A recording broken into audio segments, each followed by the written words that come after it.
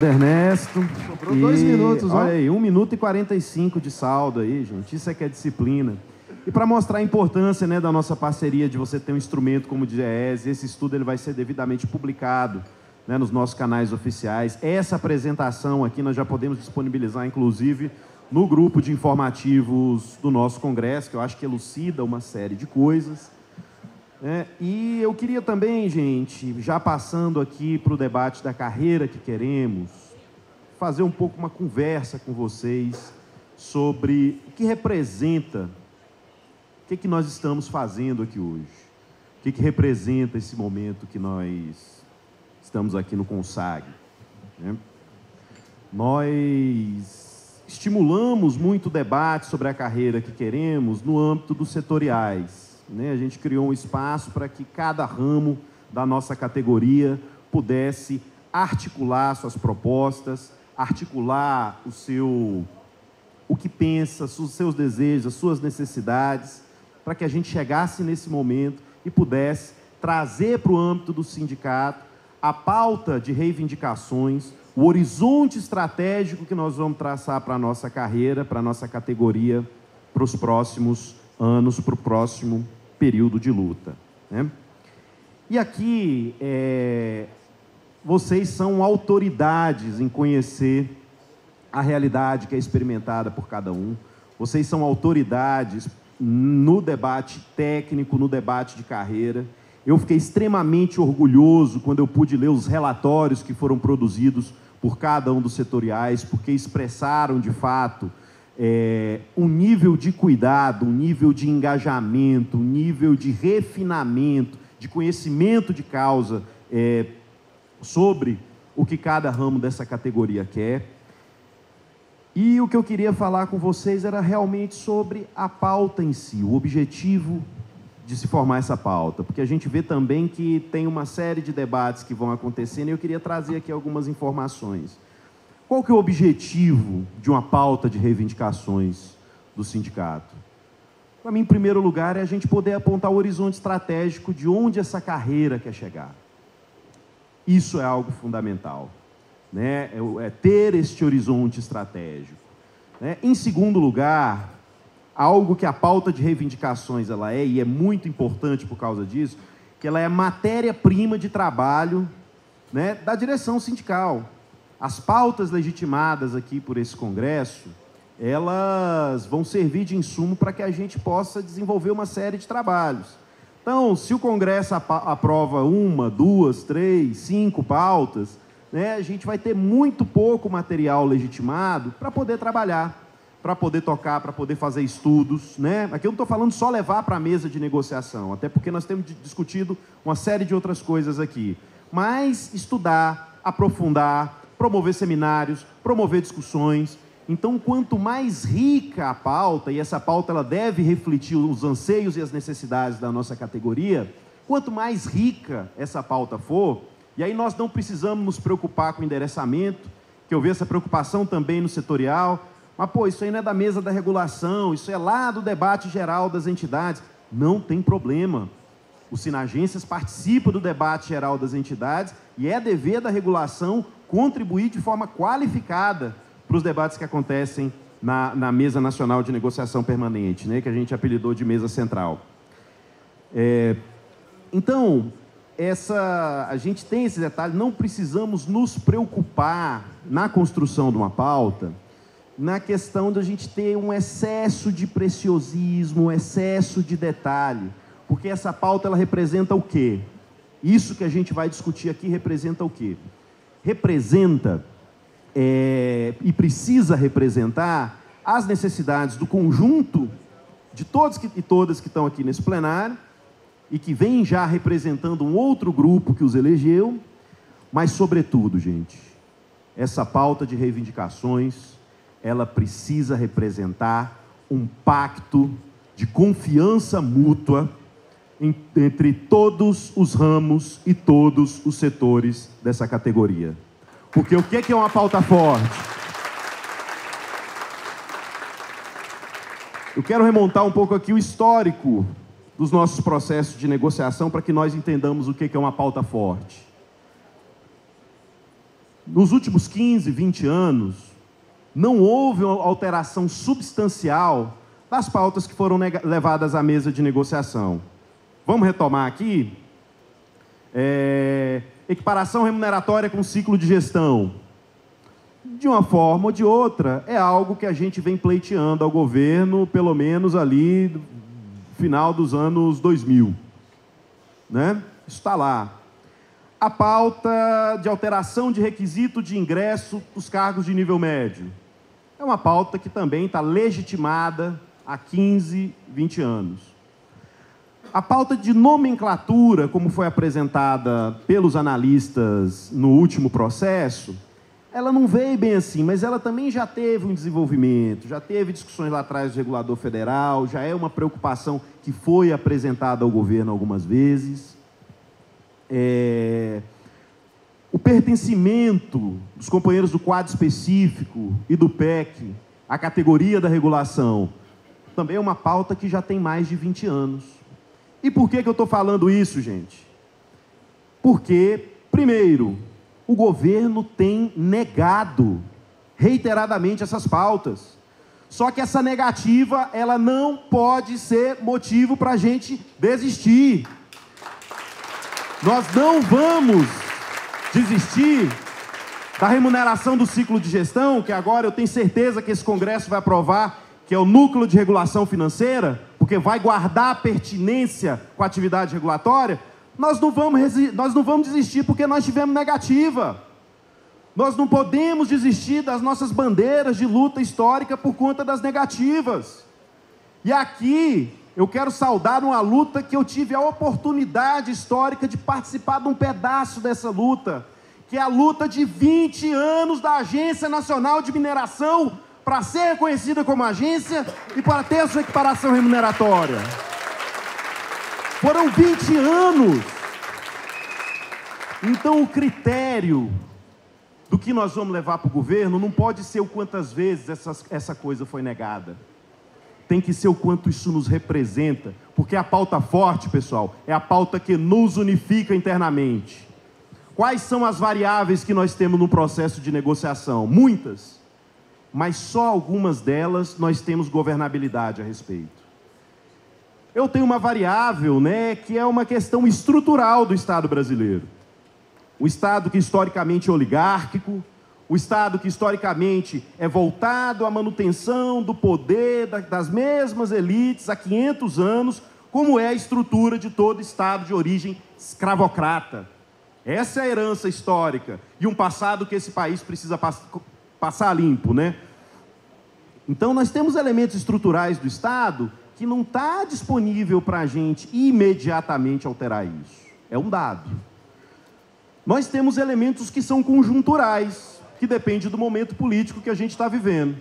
Depende do governo, depende da força política que está ocupando o Estado, depende de como está sendo visto o serviço público, depende de como está a economia, de que setores da sociedade estão prestigiados no debate público.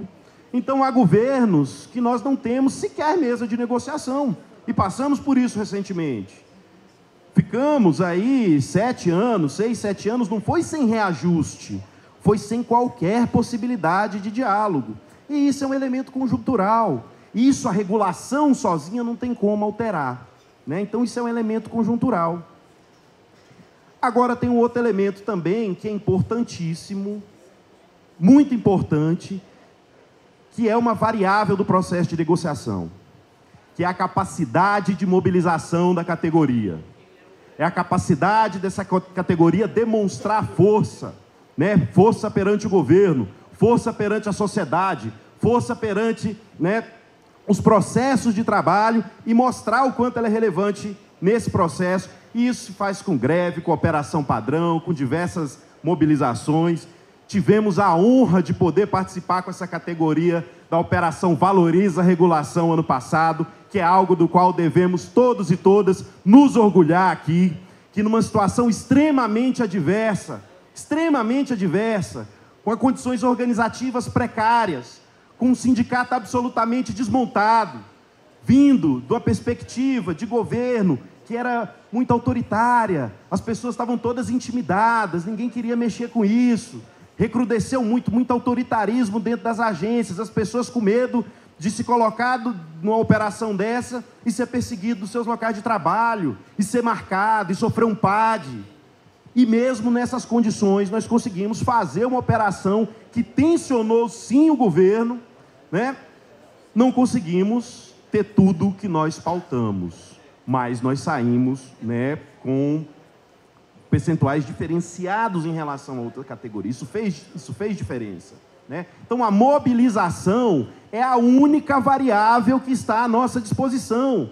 Nós não temos sozinhos como mudar a estrutura, nós não temos sozinho como mudar a conjuntura, mas nós temos sozinho como ampliar nossa capacidade de mobilização. E como faz isso? Tendo uma pauta que gere unidade, que gere coesão interna entre nós. Uma pauta de uma categoria, não uma pauta minha, do Fábio, não uma pauta de um cargo só, de um ramo, mas um grande pacto de confiança mútua, de compromisso mútuo, que nós vamos caminhar juntos e vamos realizar juntos. Né? A gente assiste, vê as coisas aí, você pega o debate, o pessoal que faz debate de segurança, de defesa, né? O que a turma que faz debate de segurança e defesa fala? Né? Você pergunta, qual é um dos principais elementos de segurança nacional? A coesão interna de um povo. Isso dá força. Então, o que vai dar força para a nossa pauta é a mobilização. Então, a pauta boa é que vai gerar coesão interna entre nós, entre todos nós e todas nós. Então, isso é muito importante.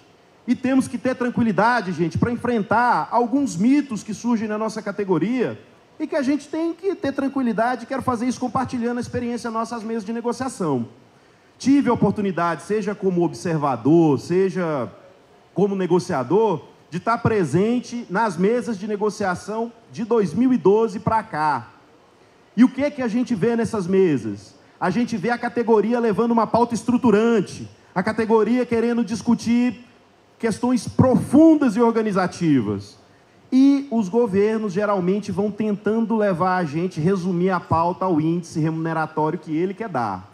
Nós queremos discutir carreira, nós queremos discutir nomenclatura, nós queremos discutir formato, nós queremos discutir a posição da regulação, né, no organograma nacional, e o governo vem com os porcento dele lá, né? E nisso ele nega a pauta inteira. Mas sabe o que eu nunca vi até hoje? Uma coisa que é muito comum na nossa categoria, que é falar que, assim, que eu tenho uma pauta que trava outra pauta. Rapaz, isso aqui a gente não pode pautar não, porque se eu pautar isso aqui, essa pauta vai travar outra pauta, e aí o negócio vai empapuçar e nada vai andar. Gente, só para dar elementos fáticos para vocês, eu nunca vi isso acontecer numa mesa de negociação. Mas tenho certeza que, caso acontecesse algum dia, o governo ia chegar para a gente e falar assim: reguladores e reguladoras, nós podemos dar a vocês ou isso ou aquilo. As duas coisas ao mesmo tempo não tem como a gente dar. Então, deliberem e decidam.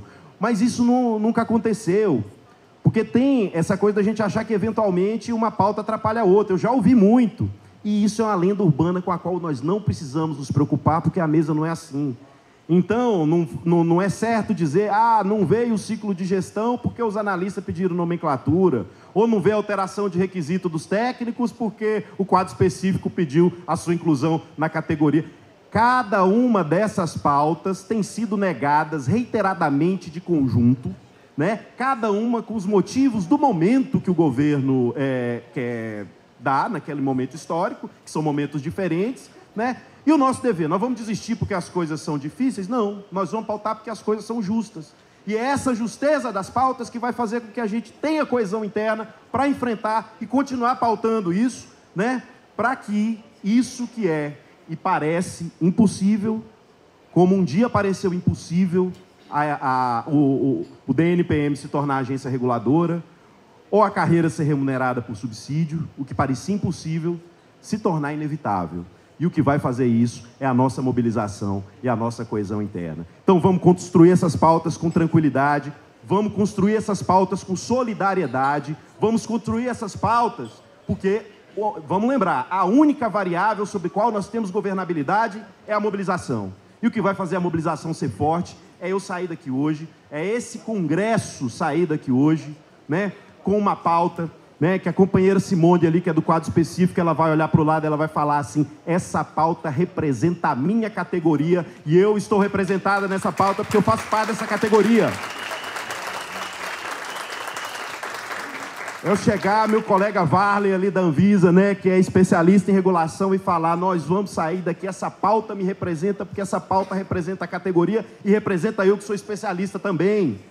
É meu colega Rafael Rocha ali da ANM, entendeu? O analista aguerrido aqui, vai chegar e: nossa, essa pauta me representa, porque eu sou dessa categoria. E assim, meus companheiros técnicos administrativos, meus companheiros técnicos em regulação, e deixar a negativa para o governo. Hoje é dia de construir unidade. Hoje é dia de construir horizonte estratégico junto. Então eu queria falar um pouco isso sobre a nossa pauta, mas queria propor algumas reflexões. Queria propor aqui algumas reflexões para todos nós. Por que nossa categoria é tão dividida, hein? Por que é tão dividida? E se é tão dividida, o que dá causa a essa divisão? E quero dar alguns exemplos para a gente ver como as coisas vão acontecendo. Gilmar, está por aí? Presidente Gilmar, está por aí? Então tá. Wellington está por aí? Fica em pé aí, Wellington, por favor. Meu companheiro Ricardinho Holanda está por aí? Fica em pé aí, Ricardinho, por favor. Meu companheiro Williams, está por aí? Então, pessoal, temos aqui Wellington, Williams e Ricardinho, né? Os três são servidores da Agência Nacional de Telecomunicações. Todos três trabalham na área de fiscalização. Os três podem fazer parte de uma equipe de fiscalização. Os três juntos. Então eu vou chegar, vou ter o Wellington, que é especialista, vai estar lá. O Ricardinho, que é técnico em regulação, vai estar lá nessa fiscalização. E o Williams, né, vai estar lá também nessa fiscalização. Chegando lá, eles vão desempenhar atividades semelhantes. E aí, gente, eu não estou falando o que está escrito na lei, eu não estou falando da vida real, que é o que move as pessoas. Eles vão chegar lá, eles vão fazer atividades semelhantes. Eles vão ser parceiros, vão fazer praticamente a mesma coisa. Só que, no final do mês, eles que são colegas de trabalho, que trabalham juntos, que estão ali fazendo a mesma atividade, o Wellington vai ganhar X. Ricardinho vai ganhar 49% de X. E o Williams vai ganhar 70% dos 49% do Ricardinho. Aí veja como você tem situações em que, nós estamos fazendo a mesma coisa, isso é justo. E isso vai gerando uma certa perspectiva ruim nas pessoas. Gente, pode sentar, viu, Brigar? Queria só dar essa demonstração. Agora eu pergunto, mas é ou não é verdade? Estou falando besteira aqui? Acontece ou não acontece? Né? Então, assim, aí o que acontece? Ricardinho que está ganhando 49%, ele fala: mas isso aqui não é justo não. Mas aí não dá não, mas esses especialistas são foda também, porque assim, a gente está aqui junto aqui, eu estou ganhando 49%. Mas foi o Wellington que criou essa distorção? O Wellington fez um concurso, está trabalhando, gosta do Ricardinho, não foi ele que fez as regras. E aí isso vai criando rusgas entre nós, rusgas desnecessárias entre nós. E aí o Ricardinho, né, estou dando um exemplo hipotético dele aqui, ele começa a ficar com raiva, em vez de ficar com raiva do governo, em vez de ficar com raiva dos outros, vai ficar com raiva desse especialista que está ganhando o dobro de mim aqui para a gente fazer a mesma coisa. Não pode não. Mas, gente, que culpa o Wellington tem? E aí vai se gerando uma situação entre nós por questões que foram geradas pelo governo. Não foi pelos nossos colegas. Ninguém aqui quer o mal de ninguém. Ninguém aqui está competindo com ninguém. Então essa é a situação. E para chegar numa situação de unidade, nós precisamos de reconhecimento, nós precisamos de generosidade. Hoje meu cargo é presidente do sindicato, mas eu sou técnico administrativo e muito orgulhoso disso. Mas eu tenho muito orgulho de estar na mesma carreira dos especialistas em regulação que estão na ponta de lança, ganhando prêmio, fazendo isso aqui funcionar. Isso me enche de orgulho. E por que eu não vou entender que se o especialista estiver bem, eu vou estar bem também? Nós não precisamos ter rusga entre nós. Não é aqui não. Aí eu pego a quantidade de gente extremamente qualificada que a gente tem nas agências, os companheiros analistas. E aí eu vou chegar e o analista vai falar, pô, analista, mas você tem que ganhar menos porque eu tenho poder de polícia, você não tem.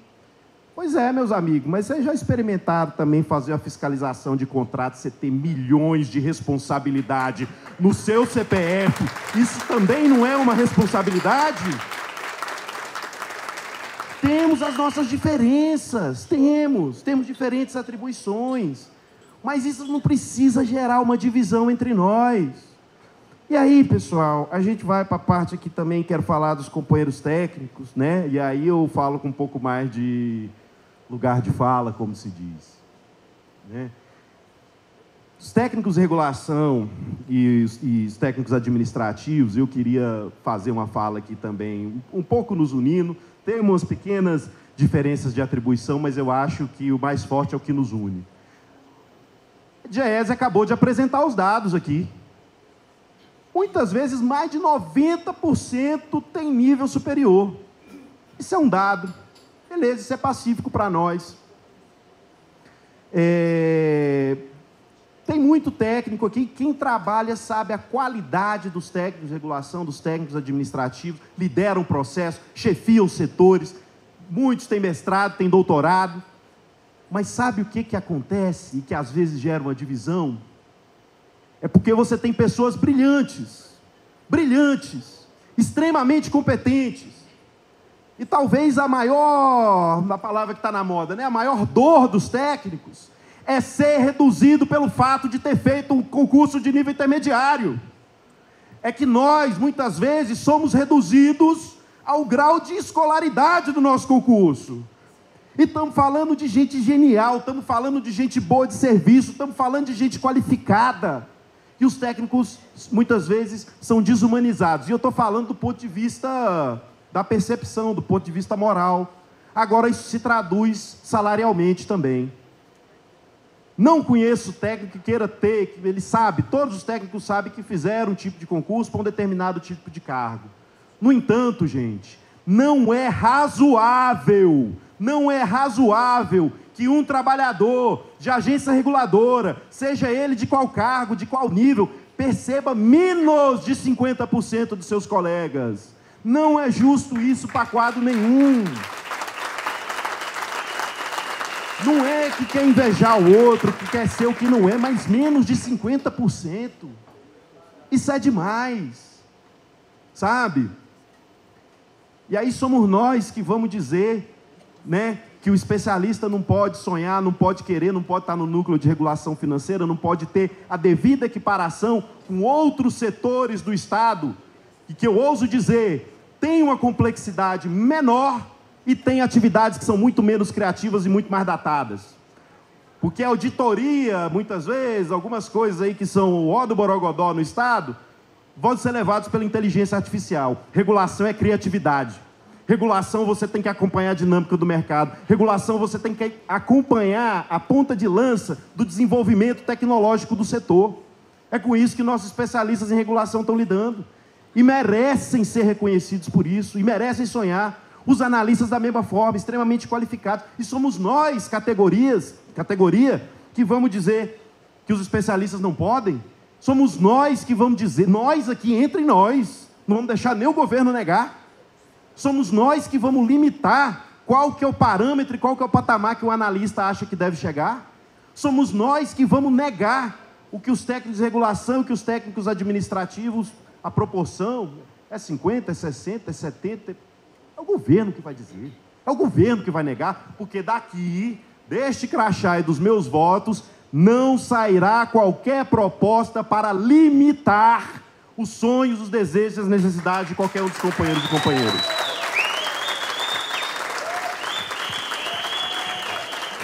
E aí, gente, por enquanto eu estou falando aqui da carreira, né? E eu estou na Anvisa há 15 anos. E nesses 15 anos que eu estou na Anvisa, às vezes aparece uma reforma administrativa, um negócio, a gente chega ali no café, e aí os companheiros mais experientes, olha, vocês são carreira hoje vocês estão tudo novão aí, legalzão, mas cuidado, viu? Vocês podem ser o PEC de amanhã. Vocês podem ser o cargo de extinção de amanhã. E essa perspectiva atormenta, veja, você ir para um cargo de extinção, essa perspectiva atormenta todo mundo da carreira, né? Ah, mas por que analista quer mexer com esse negócio de nome? Que nomenclatura, rapaz, nomenclatura não paga a conta não. Meu amigo, e o medo de ser extinto? E o medo de cair na irrelevância? E o medo de não ir para lado nenhum, não conta? E agora eu pergunto a todos e cada um de vocês, nós não precisamos dizer como. Agora eu pergunto a todos e cada um de vocês, pode ser? E aí o futuro do subjuntivo a gente não sabe se é o se, se é o quando, nós estamos lutando para não acontecer. Mas a gente está vendo que o mundo, ele está uma coisa, essas tendências, né, de diminuição do Estado, os números de enfraquecimento das agências reguladoras, os números de perda de relevância das agências, sem orçamento, sem pessoal, reformas administrativas, então um cenário extremamente conturbado, nós não temos como garantir que isso não vai acontecer. Agora eu pergunto, e ainda mais tem uma coisa interessante também, que são os contratos temporários, porque eles mudam a lógica da coisa. Então não é a tal da área meio que está correndo risco, não. Estamos todos extremamente ameaçados, porque as contratações temporárias são para as ditas áreas fim também. Então não estamos a salvo.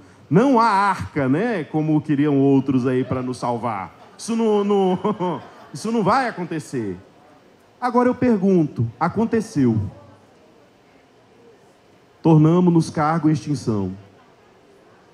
Mas no caso do nosso quadro específico e do nosso PEC é pior. Porque eles chegaram aqui quando a regulação não chamava regulação. Eles inventaram, criaram, trabalharam, desenvolveram, ralaram num mundo que era muito mais difícil. Quando, né, tem um meme que fala isso aí, né? Quando a gente chegaram aqui, a regulação era mato. Ensinaram a maioria de nós a trabalhar. Estou mentindo ou estou falando a verdade? E aí chega esse momento que você ajuda a construir, lutou, veja só, o quadro específico lutou para que houvesse a carreira. E tal e qual na história de Moisés, né, que peregrina 40 anos no deserto, chega na beira de terra prometida e Deus fala, você não vai entrar não. E pior, e quando acontecem os primeiros concursos, qual que é o clima que se cria dentro das agências, não pela carreira nova, mas pelos que lá estavam? Ufa, agora qualificou, agora as agências estão qualificadas, agora tem gente com capacidade aqui, não tem mais que lidar com esse pessoal. Rapaz, você imagina você dedicar a sua vida inteira profissionalmente para dedicar, para construir, para fazer o serviço público acontecer e você sofrer esse tipo de diminuição existencial. Não dá. E aí foi se criando toda uma cultura dentro das agências, que é essa cultura de que esse pessoal antigo aí não conseguem, eles não isso, eles não aquilo, e isso foi fermentando. E isso foi criando um problema entre nós. E isso foi, sabe? E aí foi tornado o PEC, o quadro específico, um cargo em extinção. Agora voltando, pessoal, nós da carreira também estamos com medo de ser extinto. Ou não estamos? O mundo é ameaçador para todos nós. Agora, uma vez que uma tragédia dessa, vamos lutar para que não, mas vier a acontecer, vocês imaginem você chegar para o seu companheiro e ele falar assim, não é, rapaz, vocês estão em extinção, vocês estão proibidos de lutar contra isso. Não, vocês não podem querer fazer parte da carreira, vocês não podem se insurgir contra essa injustiça, porque não dá, porque não é justo, pessoal. Não é justo. E aqui, nessa tarde, nesse congresso, as respostas que nós precisamos dar, não é dizer como na legislação afiligrando o percentual, é 1% para mais, 1% para menos, não. É uma declaração coletiva, um compromisso coletivo, um pacto coletivo de todos os que estão aqui nesse plenário hoje, de confiança, de solidariedade e de luta em comum com o outro, para que a gente saia daqui unificado e saia daqui podendo, né, resolver a vida de todo mundo. Ninguém quer, né, ser contrário a ninguém. E nós não podemos, né, em situações de ampla injustiça, dizer para o colega que ele não pode lutar. Ele falou, não, bicho, você foi extinto e você vai ter que engolir seco e você vai ter que engolir calado, porque a legislação não permite que você lute. Como é isso? Não tem como ser assim, gente. Então, hoje eu queria deixar para vocês, para encerrar e para que a gente possa ir para o nosso trabalho, eu queria deixar essas reflexões, queria deixar esses históricos.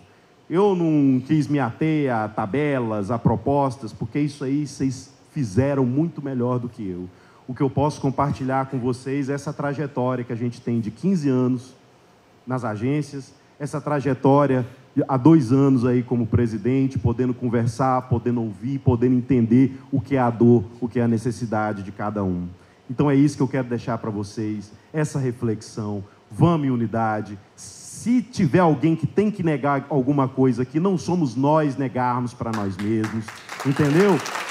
E nós temos que sair com o pacto. Eu quero sair daqui e ir para Recife. Se eu vou a pé, se eu vou de ônibus, se eu vou de bicicleta, pegar um avião, um helicóptero, não sei. Mas eu tomei a decisão política de que eu quero ir. Eu quero que o nível superior das agências esteja equiparado ao núcleo de regulação financeira. Como é que nós vamos fazer isso? Quais são as estratégias de luta? Quem que a gente vai sensibilizar? Isso aí nós vamos desenvolver ainda. O que nós precisamos tomar hoje é a decisão, sabe? E é a decisão que nós precisamos tomar em relação a todos e cada um dos ramos da nossa categoria. E por que eu falo isso, pessoal? Porque internamente nós não temos adversário. Aqui ninguém é inimigo de ninguém. E a única coisa que nós precisamos enfrentar, que nos corrói há 20 anos, e que isso sim tem um potencial deletério, que é a pauta que trava todas as outras pautas, é a pauta do divisionismo. E mesmo para quem propõe divisão, a gente compreende, porque a gente não pode fechar os olhos para o passado. Quando esse sindicato foi criado, ele foi criado com muita virtude, mas talvez não tenha sido criado com devido carinho, cuidado e acolhimento com aqueles que estavam chegando. E aí vocês imaginem, né? E aí eu quero falar aqui principalmente, né? Vocês imaginem o que é você chegar no sindicato, e aí falando aqui dos meus colegas especialistas em regulação. Ele chega lá no debate do sindicato, o cara fala assim, olha, eu quero equiparar com especialista. Não, eu quero ser do mesmo cargo de especialista. Ah, não, os especialistas, eles não me... Não sei o quê. O cara chega no sindicato e vai falar assim, sim, velho, o que é que tem para mim aí mesmo? Porque tem uns que tem raiva de mim, tem outro, todo mundo quer ganhar igual eu, e eu vou para onde aqui? Como é que uma pessoa vai se sentir acolhida? Como é que a pessoa vai se sentir representada automaticamente só porque ela é engajada, só porque ela... Não. Então, historicamente, eu acho que nós tivemos essa dificuldade de construir a ponte, e hoje eu me sinto muito honrado por fazer parte da direção que pode tocar um processo para ampliar o nosso diálogo, reverter essa história, né, para que a gente possa vencer o divisionismo. E eu tenho empatia com um colega que não se sentiu representado em algum momento e que me buscou alternativas. Com esse a gente ainda dialoga. Agora tem um que o diálogo é mais difícil, que é aquele que é o Ubuntu ao contrário. Né? Não tem o Ubuntu, eu sou porque nós somos. Tem um que é o Ubuntu ao contrário. Eu sou se você não for. Eu sou porque você não é. Eu sou porque eu não aceito você. Não, não, não, não, não. Aqui a regulação sou eu. Não, não, não, não, não. Eu me recuso a debater a nossa vida, a nossa história, a nossa carreira. Não sou como... Já Paz de Mar não está aí, né? Como eu ouvi, certa feita, alguém se dirigir a mim, né? Isso daí, né? Como é que vocês aceitam ser representados por isso daí, né? Então, com esse é muito complicado, porque ele quer distinção. Ele quer um mundo onde ele existe e os outros não existam. Bom, quem quiser existir com a gente está aqui para existir, a gente está aqui para dialogar, está aqui para lutar, para crescer junto e não tem nenhum impedimento. Agora, esses que querem, ou porque julgam a si mesmos como os únicos detentores da regulação, ou por um oportunismo, por ser incapaz de se afirmar como liderança política e se submeter ao escrutínio democrático de eleições, de votações, de conversar, de se colocar com os colegas, né, de achar que é liderança política porque fica cochichando no ouvido de deputado em gabinete e faz com que isso seja a liderança da categoria. Com esses aí é bem mais complicado, esses que só querem tirar foto, tirar selfie, né? Então tem uma coisa pela qual nós precisamos lutar, é a unidade da nossa categoria. E eu vou propor aqui, na plenária final amanhã, nós vamos redigir um manifesto chamado Uma Só Regulação, Um Só Sindicato. Porque para materializar...